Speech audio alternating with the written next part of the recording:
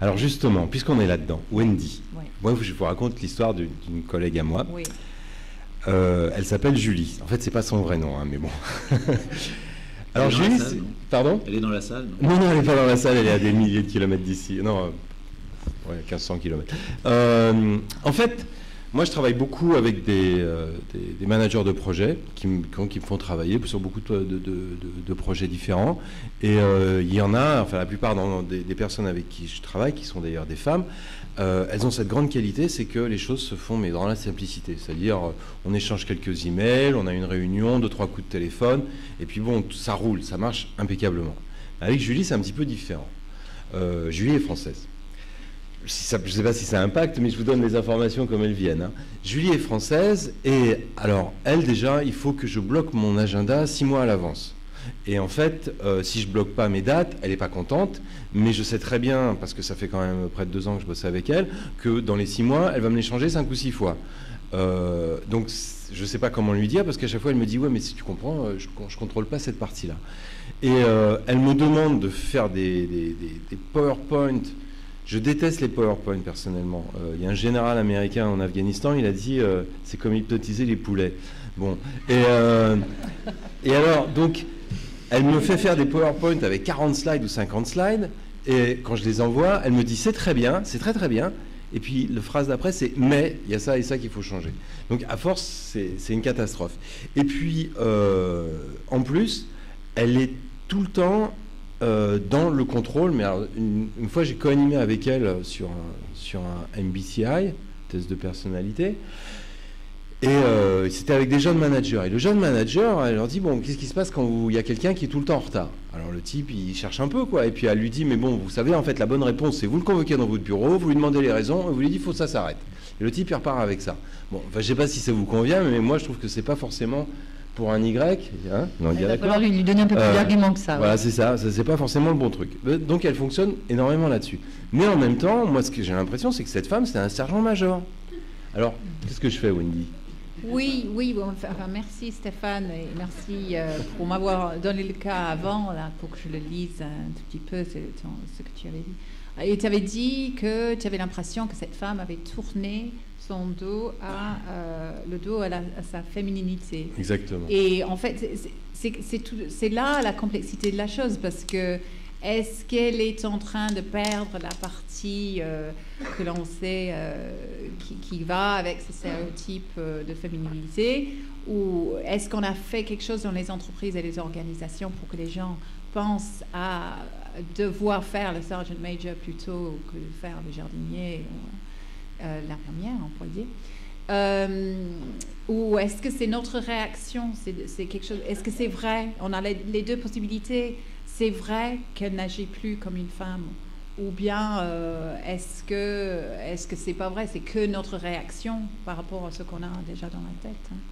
Donc je pense que c'est sûr que c'est compliqué parce que on est responsable de notre propre ressenti. Je dirais que tout ce qu'il faut faire dans ce cas-là, c'est de parler de comment on ressent la chose personnellement.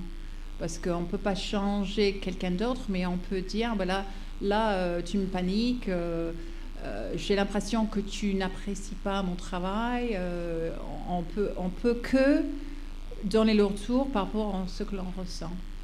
Je ne sais pas s'il y a quelqu'un qui veut en parler. J'ai encore un post-it qui dit les compétences qu'apportent les femmes en dehors du management path ne trouvent pas leur place, pas de case. Donc, je ne sais pas si peut-être Julie, elle est mal placée en tant que manager de projet parce qu'elle est dans le détail.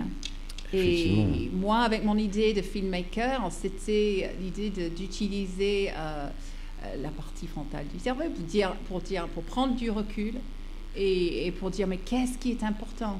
L'important pour moi, si je travaille avec Stéphane, que je connais un tout petit peu, ce sera de dire ouais, si lui, je peux lui faire confiance. Enfin, ça, c'est quelque chose que tu pourrais me dire. Est-ce que tu me fais confiance?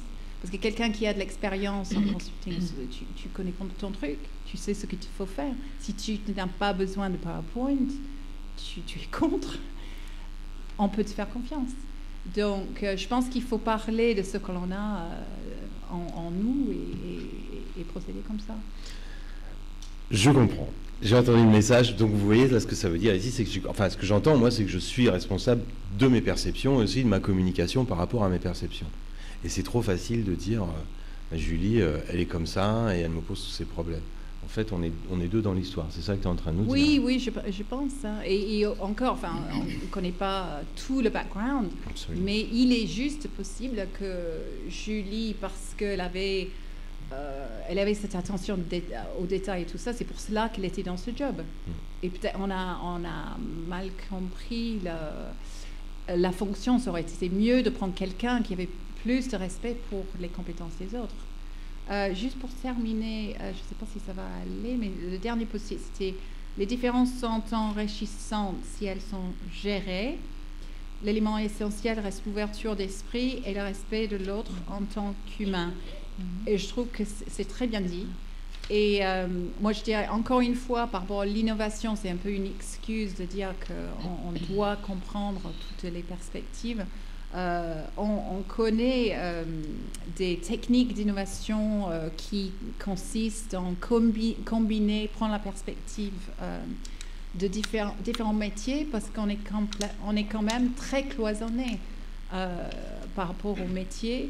Et les innovations qui sont très importantes pour le futur viennent quand il y a une possibilité de faire une interface entre peut-être le métier technique et le métier plus créatif. Enfin, j'aimerais pas avoir trop de cloisonnement entre les deux.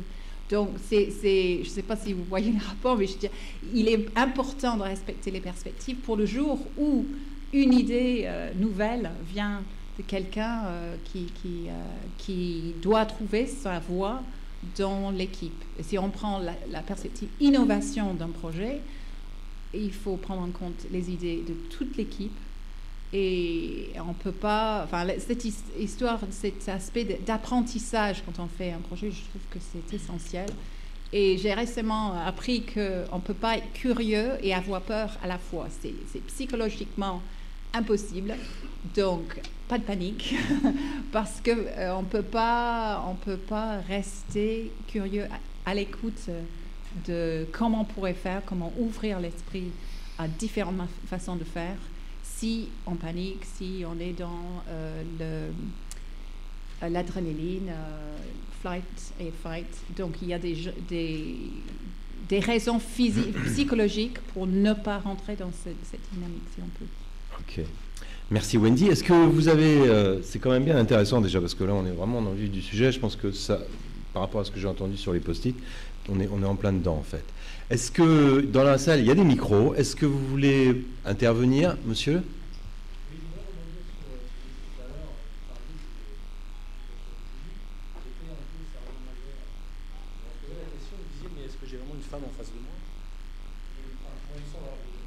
Dans l'assistance pourront peut-être me contredire ou améliorer mon commentaire, mais quand on a 2, 3 ou 4 enfants à gérer régulièrement, enfin moi je connais pas mal de femmes qui à la maison sont des vrais sergents-majors, c'est-à-dire qui doivent régler les choses à la baguette, planifier à l'avance tout ce qui se passe.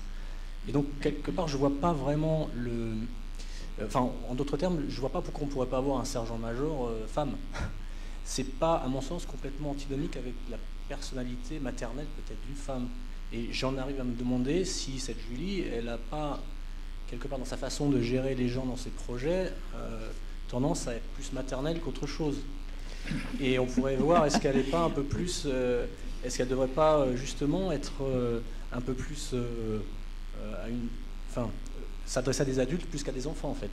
Je pense que c'est une très intéressante façon de voir la gestion des compétences, en fait, parce que c'est vrai que jusque-là, souvent, même l'année dernière, on a fait un panel dans le European Professional Women's Network et il y avait quelqu'un qui restait dans le dynamique, les femmes, ça fait des enfants, elles sont en dehors du bureau, etc. etc. Et en fait, on affine beaucoup de compétences en restant avec les enfants. On va déjà, si je reviens sur l'innovation, parce que c'est peut-être... plus intéressant de dire que de dire des banalités.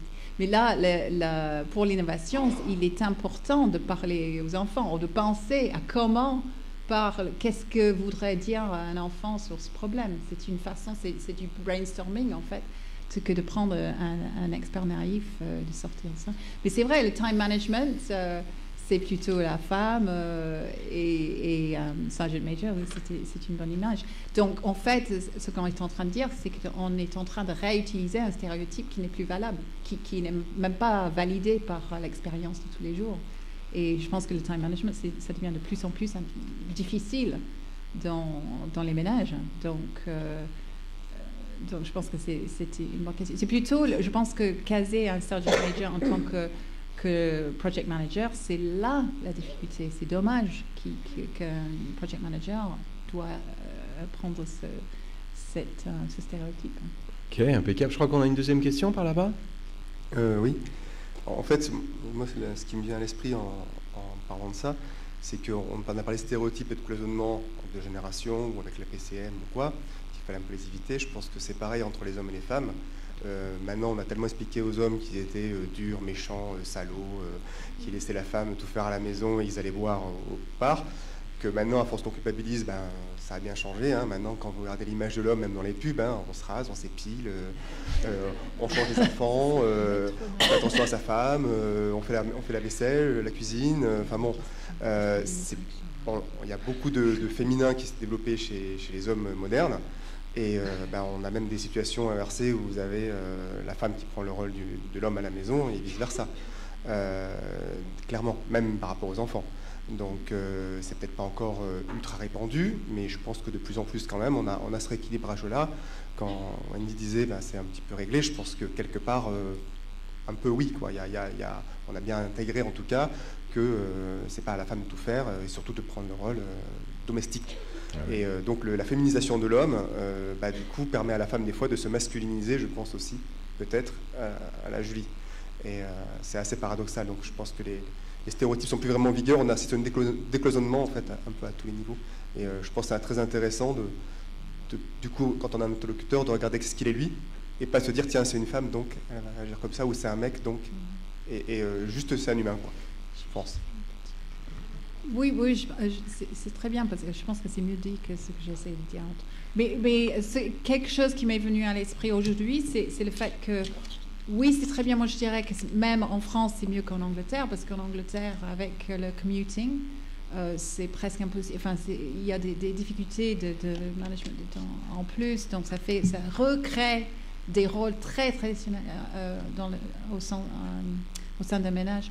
Mais un truc qui m'est venu à l'esprit aujourd'hui, c'est qu'est-ce qu'on fait devant les cultures, là où c'est peut-être pas réglé. Moi, j'aimerais dire, encore une fois, l'Angleterre, mais je dirais en France, c'est vraiment pas mal. C'est vraiment pas mal. Mais là, on va aller voir les Espagnols. Enfin, là, c'est pas mal. C'est pas mal aussi. Je suis beaucoup en Espagne et ça se passe très, très bien, d'un côté. Mais on va avoir affaire avec des femmes japonaises, avec des femmes indiennes. Donc, on va revivre ces problèmes. Il ne faut pas penser qu'on n'est que la France. Hein. Il y a des rebondissements en arrière aux États-Unis aussi. Impeccable, merci beaucoup. Donc là, on voit où les stéréotypes peuvent nous mener à des contre-stéréotypes et à des contre-contre-stéréotypes.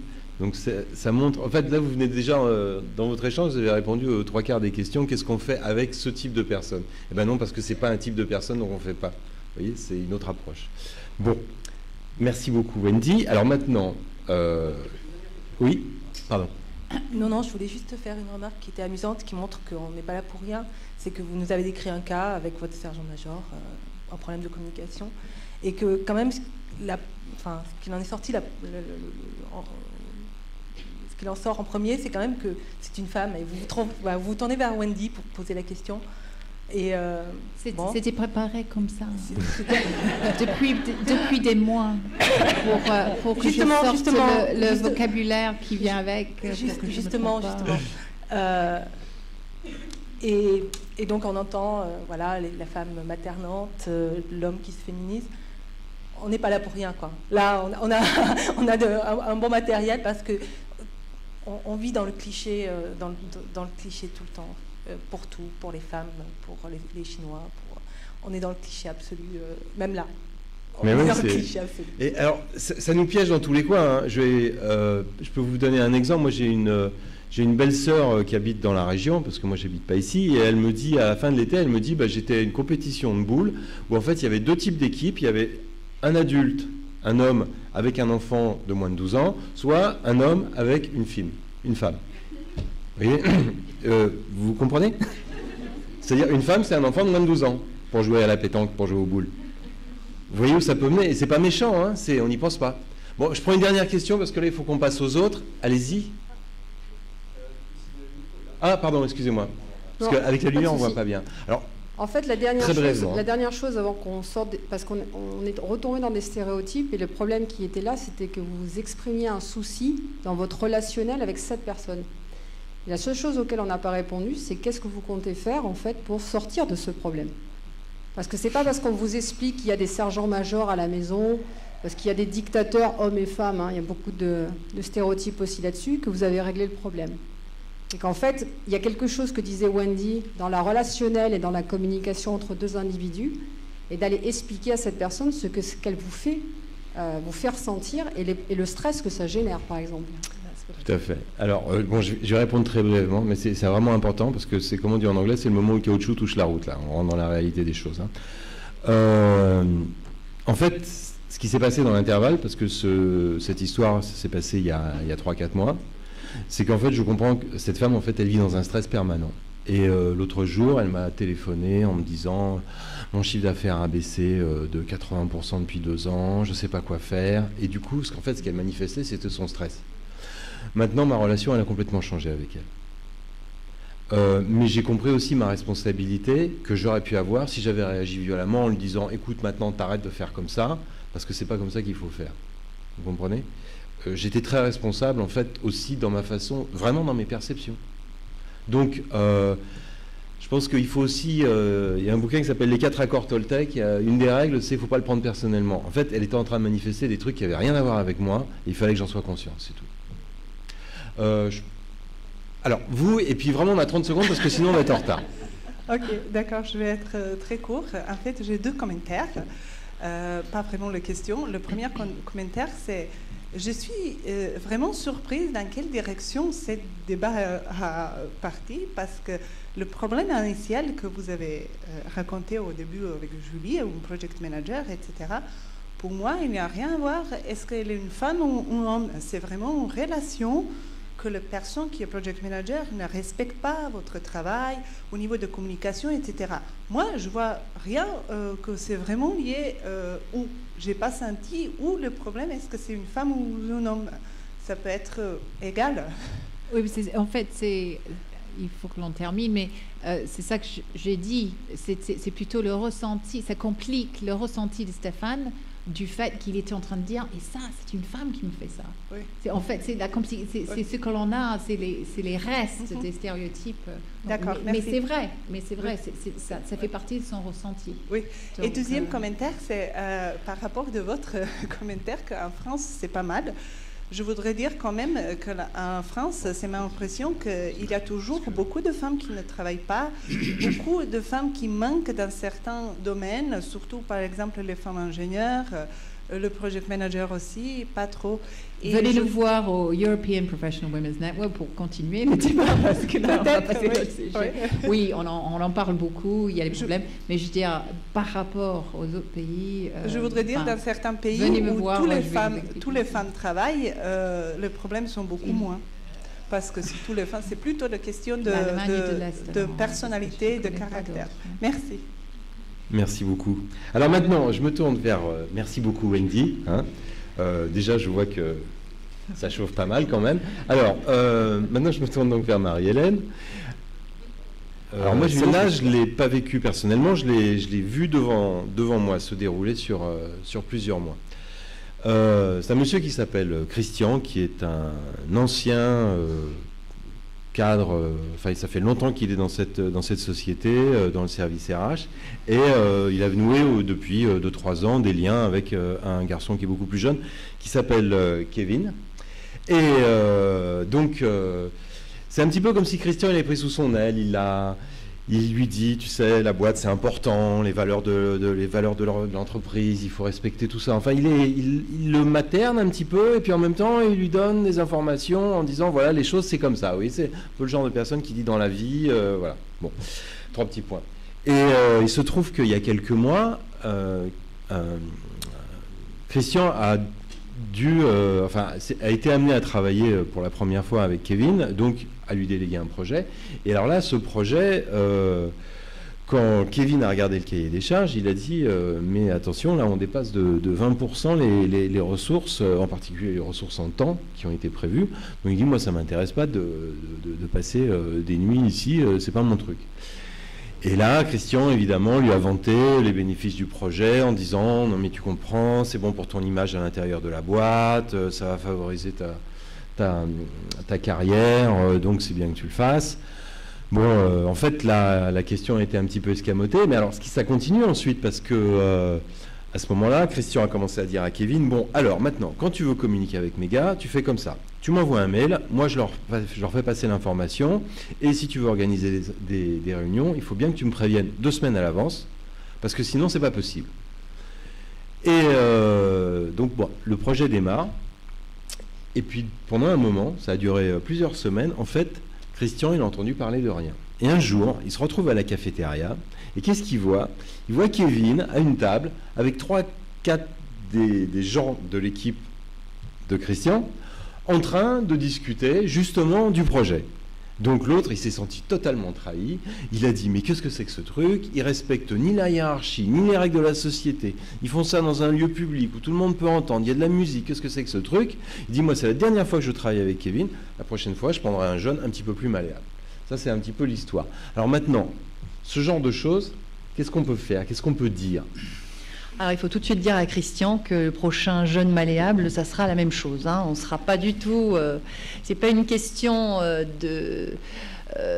d'âge non plus. Je tiens à le souligner fortement parce que j'ai beaucoup de post-it, et merci pour l'intérêt que vous portez à ce sujet, qui sont justement sur cette fameuse question d'âge. Non, c'est une question de mentalité avant tout. Pour faire la passerelle avec ce qui a été dit sur la femme, parce qu'on est sur un sujet très large, évidemment, on n'est pas en train de cloisonner les femmes, les Y, les Chinois, les non-communicants, etc. Nous sommes dans de l'humain. On a eu tendance à l'oublier. L'humain a mis un système à son service et il semble que la barre, le balancier soit tombé du côté où c'est l'humain qui sert le système aujourd'hui. Tout est une question de prise de conscience. Alors j'ai entendu tout à l'heure quelque chose de très intéressant qui était... des personnes qui décloisonnent. Eh bien, c'est exactement ce qui se passe avec la génération Y. Ils décloisonnent. Il va falloir faire avec ça. Alors, évidemment, quand j'entends la durabilité d'un Y, quel est le trio gagnant entre les X, les Y, les seniors, etc. Le trio gagnant, c'est le niveau de conscience que chacun d'entre vous va mettre dans l'ouverture, la tolérance, la compréhension de l'autre. Et vous trouverez les clés. Alors, il est évident que ça se fait par de la formation, ça se fait par de l'accompagnement. Il y a des gens qui sont là pour vous aider à ça. N'hésitez pas à y aller, vous allez gagner du temps. Alors, pour revenir au cas de ce Christian qui a souffert et qui n'a pas fini de souffrir, hein, parce que je crois qu'il n'a pas compris, lui, il n'a pas pris son niveau de conscience encore. Voilà, les règles, les codes, juste pour le plaisir d'en avoir, ça ne marche pas. Sauf s'il y a un argumentaire très fort. Et vous verrez les aides, hein, petit aparté, si on leur donne des très bonnes raisons, même pour des punitions, et j'avais ça il y a 3 jours avec une de mes coachées, une directrice financière qui me disait je ne sais plus comment faire avec ma fille, mais cela dit, j'ai besoin de votre conseil, j'ai été complètement bluffée parce que je l'ai punie l'autre jour et elle a accepté. Alors elle me décrit la scène. Elle a été sortie avec des copines pendant des semaines et puis elle veut intégrer une grande école et puis évidemment les résultats ne sont pas au rendez-vous.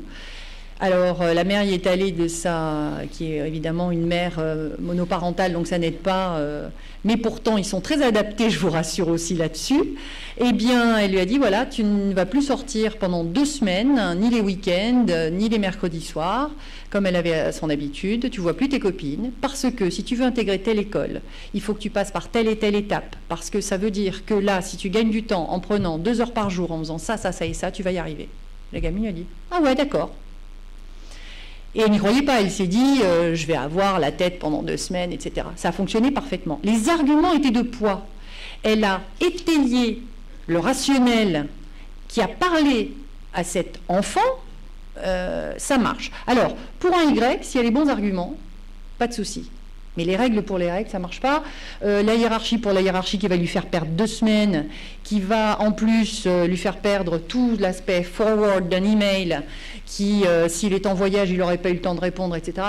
Il est en circuit court, il est dans l'efficacité, il est orienté résultat. Il travaille en réseau, il travaille en transversal, peu importe l'endroit. Souvenez-vous des 15 minutes de réunion, ça peut se faire n'importe où. Ça peut se faire en remote à la maison, en conf call, ça peut se faire autour d'un café, et ça peut surtout se faire comme ça parce que c'est créateur pour eux, c'est une stimulation, ça les amène à de la créativité, ils sont dans un environnement, le bruit, la musique, et même si, et vous en verrez souvent qui fonctionnent avec des écouteurs pour écouter de la musique en même temps, tout ça, ça va avec le mode sur lequel ils se sont construits. Et c'est là-dessus que je voudrais en terminer, il n'y a pas de durabilité ou pas durabilité, il n'y a pas de comment je vais faire pour m'en sortir si j'ai un Y versus un X, un senior. Il y a juste votre niveau de conscience, des leviers de motivation de l'autre. Ça rejoint la communication, ça rejoint la femme, ça rejoint le chinois. Qu'est-ce qu'il fait bouger? Qu'est-ce qu'il fait se démotiver? Quand j'ai les questions aussi sur comment les fidéliser, comment les retenir. Pour n'importe quel être humain, le levier de motivation, l'intérêt que vous portez à l'autre, la compréhension de l'autre, va faire que vous allez pouvoir en tirer un maximum dans l'échange. La synchronisation, c'est vraiment être au même niveau, quelle que soit la personne que vous avez en face. Merci beaucoup. C'est bien intéressant. On voit déjà qu'on est en train de battre en brèche les stéréotypes. Maintenant, on voit que c'est important de se synchroniser et d'écouter les besoins de l'autre. Et on va aller encore plus loin dans cette direction. Est-ce que quelqu'un veut intervenir, poser une question dans la salle? Monsieur?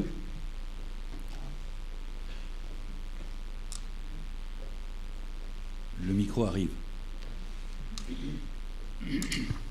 Bonjour. Bonjour. Là où les questions que j'avais, c'était sur la synchronisation justement des attentes ou des attentes de la génération Y, entre guillemets, et les règles du PMI, par exemple. Parce que les PMI, c'est des règles, c'est des process, c'est pour... Même s'il y a des raisons, alors j'ai eu une partie de la réponse dans ce que vous venez de dire, en disant si les arguments sont compris, les règles seront acceptées. Donc ça répond un peu à ma question, mais d'un autre côté, il n'est pas forcément facile dans le processus d'un projet de comprendre la raison pourquoi on a mis une règle. Enfin, le coût d'un défaut dans un produit, par exemple, qu'il soit plus élevé lorsqu'on le trouve chez le client que lorsqu'on le trouve tout de suite lors du développement, et qui impose donc lors du développement de faire des checks réguliers. Ce sont à court terme vus comme des règles contraignantes, mais si on voit un peu plus loin, font gagner du temps et font gagner de l'argent. Donc c'est pas forcément facile de faire le lien entre ces règles et pourquoi ça améliore le projet. Est-ce qu'un Y sera avec une vision court terme, sans contrainte, à même de comprendre cette problématique?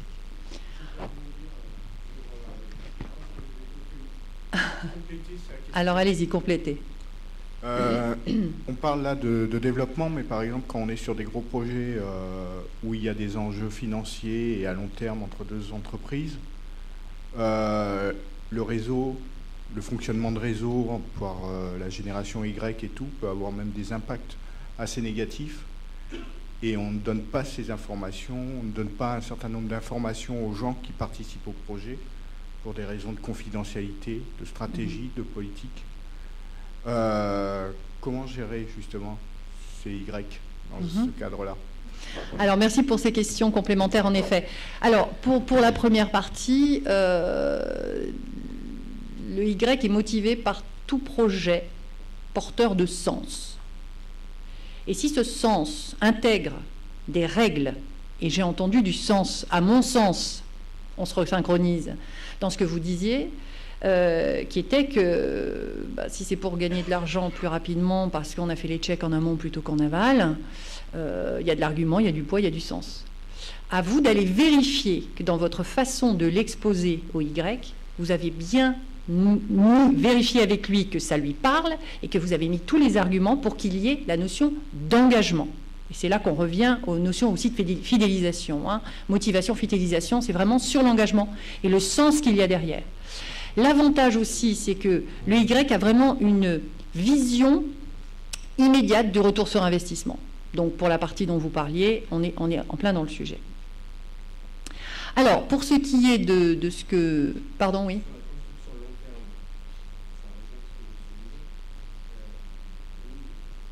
Sur une génération qui se bâtit sur on ne répare pas, on rachète. Pour un projet, c'est pas forcément bien de racheter, alors qu'en quelques semaines, on peut réparer. Et donc, si par essence, on se dit, on switch au bout de 8 mois et on change parce que ça n'a pas marché, pour un projet, ça peut être compliqué à le rendre successful. Alors, ils ont une grande... voilà, on est aussi sur les richesses que l'on peut extraire de cette génération, bien sûr, parce que la richesse est dans la différence, donc il y a nécessairement de quoi faire. Encore une fois, ça se partage au départ. Surtout, vérifiez bien en amont que tout le monde est bien synchronisé, parce que ça peut avoir des dommages collatéraux colossaux en aval. C'est ce que je vous disais, c'est ce que je rencontre en entreprise le plus souvent aujourd'hui, qui n'est pas une question ni d'irrespect, comme Christian le ressent ici, ni de rébellion contre tout ce qui existe, c'est simplement qu'ils sont construits à partir d'autres règles du jeu, à partir d'autres ingrédients. C'est pour ça que je parlais de planète tout à l'heure. Alors, si l'équipe et la mixité de l'équipe vraiment a toute sa force et sa richesse ici, si cette mixité s'aligne bien sur l'évaluation des risques, les what if, le backup plan, etc., et qu'on fait bien ça en amont, il n'y a pas de souci pour convaincre un Y au fait de réparer plutôt que racheter. Vérifions bien, soyons dans le fond plutôt que dans la forme. Et c'est là que je veux revenir à ce que monsieur disait et au cas de Christian. Soyez toujours sur le fond, pas sur la forme, avec un Y. La forme, si c'est les règles, le management, le statut, le code vestimentaire. Si vous ne lui expliquez pas qu'il y a des clients qui vont venir et qu'il faut s'assurer qu'eux, il viendra en tongs avec la boucle d'oreille, avec le Walkman sur les oreilles. Alors, excusez-moi, vous monsieur, ensuite vous, et puis ensuite on... Excusez-moi, mais je suis obligé de faire travailler le temps aussi. D'avoir l'esprit critique, mais votre réponse me dérange, dans le sens où, par exemple, je vais faire un projet d'outsourcing pour de la logistique, parce que je veux changer ma logistique. Et mon projet d'outsourcing, c'est d'outsourcer la logistique pour ensuite pouvoir mettre une nouvelle logistique dans mon entreprise, globalement, internationalement. Je ne peux pas expliquer ça aux gens qui vont faire ce business, puisque de toute façon, ils vont être remplacés une fois qu'ils auront outsourcé l'activité. Comment je fais pour convaincre? Faites-le aussi bien que vous le faites avec moi, expliquez tout simplement. Expliquer les risques, les contours, le pourquoi. Pas simplement, c'est confidentiel, parce que c'est comme ça, ça ne leur suffira pas. Il y a un respect plus immédiat et plus naturel de la part des générations seniors et X de l'aspect confidentialité. Oui, on intègre le fait qu'on ne doit pas tout savoir. Avec un Y, ce n'est pas du tout le cas. Il a accès à toute l'information en permanence, qui est violée d'ailleurs en permanence et par les médias et par Internet et autres réseaux de discussion. Donc il faut des arguments bien étayés, et vous en avez des très bons, vous venez de me convaincre. Partagez-les simplement avec le Y, allez dans le fond. Voilà pourquoi je ne peux pas, mon gars. Ça marchera. Il y avait un monsieur au fond. La difficulté avec ça, c'est que on prend le risque de passer la journée ou les journées entières à expliquer des choses. Donc, si vous avez une entreprise avec que des Y, mais vous ne travaillez plus, vous expliquez tout le temps. Bon, alors, donc, je vais vous expliquer. C'est vrai, parce que vous en avez un qui arrive aujourd'hui, vous l'expliquez. Un autre le lendemain, vous lui expliquez. Vous passez la journée à faire ça, et on en arrive à des dérives qu'on observe dans nos sociétés actuellement où personne ne fait plus rien, on parle tout le temps. Ouais. Il y a un moment, il faut se taire de faire des choses. Ben voilà, vous avez posé le problème en fait. C'est qu'il y a toujours une ligne au milieu, il faut la trouver. Après, il ne faut pas qu'on soit étonné que la Chine avance et que nous on recule. Parce qu'eux se taisent, ils font des choses. Ben voilà. Alors rapidement, parce que c'est vrai qu'on n'a pas trop de temps, juste pour vous dire, c'est pas une question de temps, c'est une question de pertinence. Et c'est dans la synchronisation que vous allez trouver les bons leviers et que vous passerez le moins de temps possible là-dessus. Voilà, je ne vais pas être trop long. Merci, ouais. Parce que là, on est en train de dépasser un petit peu sur le temps, je le regrette. Bon, ça montre bien que vous êtes bien impliqué. En fait, vous êtes vraiment très bien impliqué. Donc ça, je vous en remercie. Maintenant, excusez-moi, mais là, je ne peux plus prendre de questions. Je le regrette. Peut-être on va se remettre déjà au point sur le temps et ensuite, on verra si on a encore du temps sur les questions.